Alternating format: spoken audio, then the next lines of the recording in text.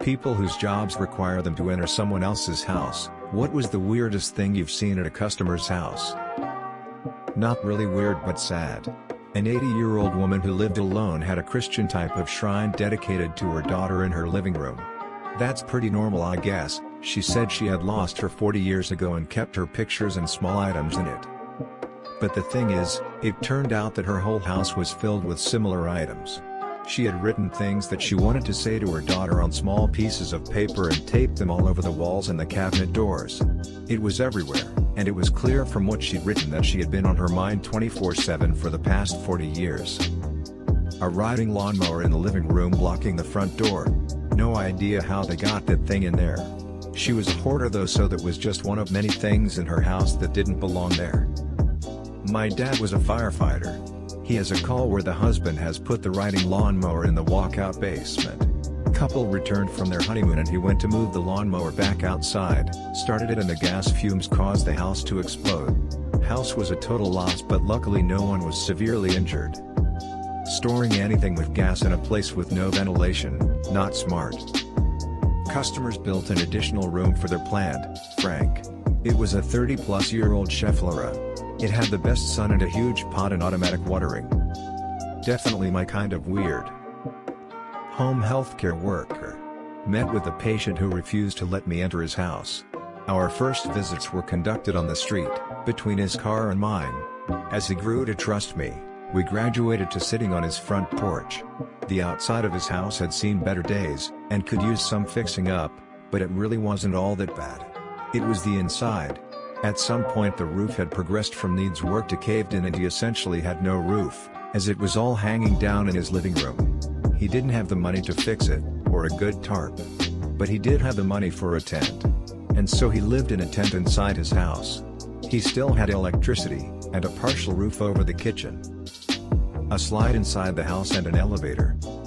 The owners had a son who didn't have legs and they had it built for him.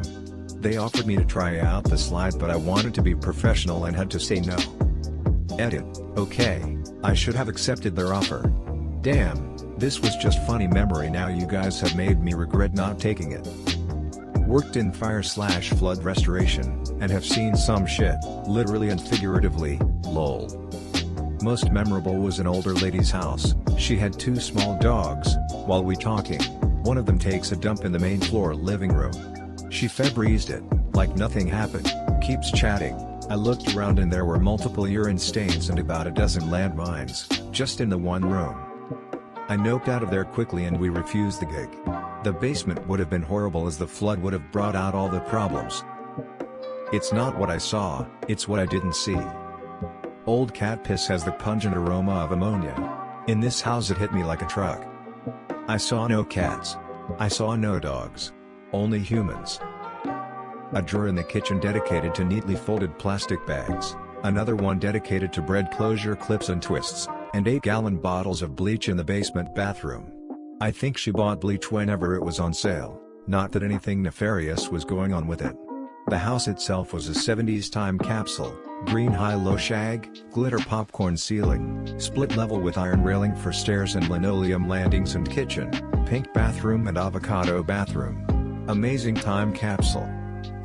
A literal tree. I installed garage doors and needed to go through someone's house to do some repairs, and right in the front entrance was a tree that almost touched the ceiling about 30 feet up. They had cut a huge chunk out of the floor, filled it with dirt like a small garden, and grew a tree inside their house. Not mine, but my friend was working in a moving company after high school. Entered an apartment they were about to clean out, but the tenants were still there. They had set up shower curtains around the stove, on full heat, and were using it as a sauna. Dudes were just sitting there in their undies and throwing water on the stove.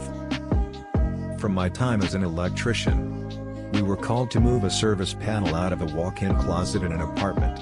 The young gay couple that lived in the place were super nice and they took us to the closet in question.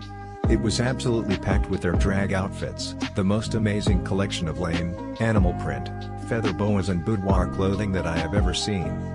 We all moved everything out and got the job done in about 2 days, and as we were wrapping up, the tenants brought us a little cake congratulating us for coming out of the closet. I used to do tree removals all summer, and in the winter I got this job cleaning houses. I go into this old lady's house and open the toilet and there was a dead, bloated squirrel floating in there. I told the old lady and, not even a bit surprised or fazed by the situation, says, okay, what you're gonna do is grab the fucker with this plastic bag and then turn it inside out and throw it out the window. She also had used condoms in her bedroom trash, mouse shit covering the basement and mice running on her kitchen counters. She was very large, so it was hard for her to get around, and she'd just sit on the phone at the kitchen table smoking cigarettes and trying to get extra work out of me that was never mentioned in the contract. I never went back. Cleaned windows in college. One house was the home of a pediatrician with kids and grandparents living there along with a small zoo. I'm talking 10 dogs, 20 cats, but also multiple birds, lizards, aquariums, etc. The smell of the animals was so bad we had to wear masks dabbed with cologne. She was a pediatrician. With kids.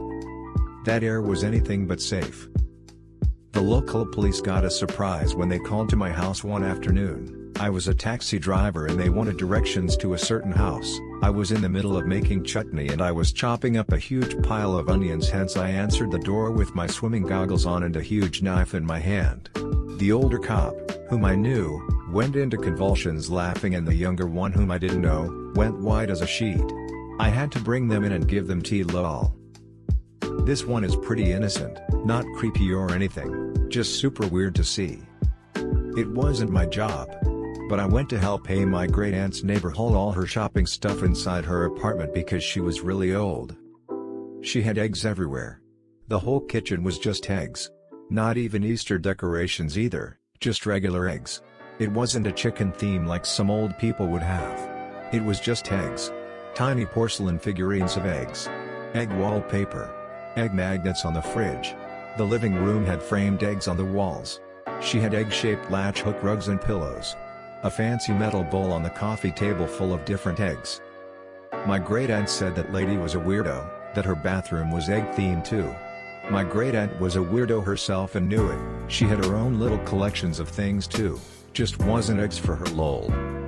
What was even weirder, was that in the midst of all the eggs, this woman had another smaller collection all set out on a coffee table against a wall. A series of probably like 50 snowmen. And as a thank you for helping her, she gave me an egg timer. Little sandglass thing. I think I still have that. But it was super bizarre. Lol. Dude had turned his older kids, both died 20 years prior, bedrooms into their shrines. Pictures everywhere of him and them. Turns out he was divorced by his wife and took their remaining kids because he refused to move, and even told me he wanted to have more kids so he could name them after their deceased siblings. An old coworker of mine was a volunteer firefighter. He used to tell me all sorts of stories about the job, and it was fairly common for him to enter people's homes. One story that definitely stood out to me was about a time he entered this one family's house. It was a rental house where the smoke alarms were actually hooked to a central system that went straight to the fire department. He said this is fairly common with off-campus college rental housing as well. Well, the smoke alarm went off one day in this particular house, and in addition to that they got 2 calls from neighbors who smelled and saw smoke coming from this house. He and his guys arrived to find that these idiots were attempting to deep fry a turkey in a giant homemade deep fryer in their fucking basement. Sure enough, a fireball erupted and lit the drop ceiling on fire for a period of time. He said the basement was cluttered as all hell too with all sorts of flammable bullshit, and in addition the drop ceiling was noticeably lower than a standard ceiling. The fire was somehow out and the deep fryer off by the time they got there, but he said that was the only time ever that he actually yelled at someone for being an idiot. He didn't hold back and didn't feel bad about it later. He just couldn't handle how moronic those people were. Even if the deep fryer didn't emit a fireball, the heat from all that surely would have started its own fire and fucked up all sorts of things on its own. He said one of the factors of him ripping into these people was that in this particular housing development the houses were like 1 to 2 feet apart, so if this house fully went up in flames, they'd be dealing with a multi-house fire in no time. Apparently the fire got put out by a neighbor who heard the commotion and saw the smoke coming out of the basement window from their kitchen window 2 feet away and ran over with a fire extinguisher. These morons didn't even have a fire extinguisher in the house. Installing internet at a house, we were greeted by a woman. She had her kids and were busy, so she just directed us to the basement where the cable would be. Going down the stairs we opened the door to an empty room. No windows, concrete floor and walls, the only piece of furniture was a small wooden chair in the middle of the room. Upon that chair sat an older man smoking a pipe. He was surprised but greeted us and told us the thing we were looking for was in the next room. We thanked him and closed the door. The company I used to work for built new homes primarily, but owned a trailer park as well. I would occasionally have to go to utility maintenance at the trailer court. On a sweltering summer day I get a call to check out why the electricity wasn't working at one of the lots.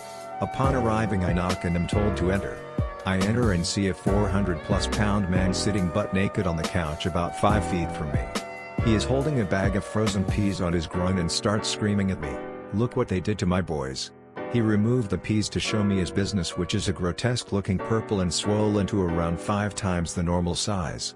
Apparently he had a vasectomy and it had gotten infected and decided it wasn't worth going to the emergency room quite yet.